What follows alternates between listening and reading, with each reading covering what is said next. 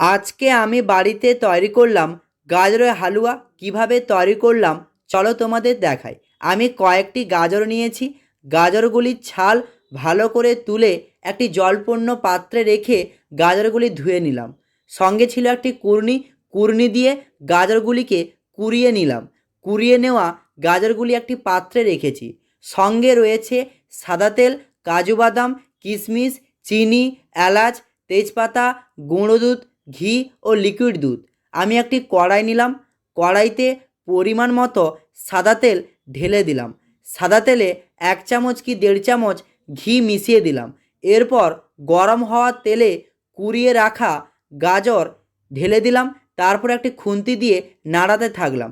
এরপর 15 থেকে 20 মিনিট মতো ঢাকা দিয়ে রাখলাম। পরে 15 থেকে 20 মিনিট পর ঢাকা তুলে খুন্তি দিয়ে পুনরায় নাড়াতে থাকলাম। তারপর তাতে তেজপাতা মেশালাম ও খুন্তি দিয়ে পুনরায় নাড়াতে থাকলাম।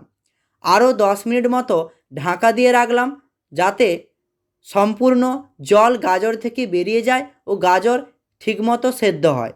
তারপর একটি খুন্তি দিয়ে পুনরায় নাড়াতে থাকলাম ও পরিমাণ মতো চিনি মিশিয়ে দিলাম। তারপর চিনি মেশানোর পর খুন্তি দিয়ে ভালো করে নাড়াতে থাকলাম সমস্ত মিশ্রণটিকে। এরপর যতক্ষণ পর্যন্ত না সম্পূর্ণ জল বেরিয়ে যাচ্ছে ততক্ষণ পর্যন্ত খুন্তি দিয়ে নাড়াতে থাকলাম।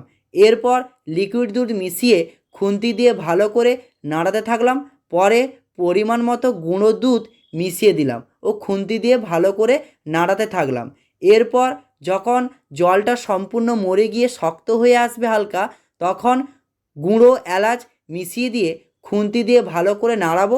চলো আজকের মতোই তৈরি হয়ে গেল গাজরের হালুয়া। যদি ভিডিওটি ভালো লাগে অবশ্যই লাইক ও কমেন্ট করবে।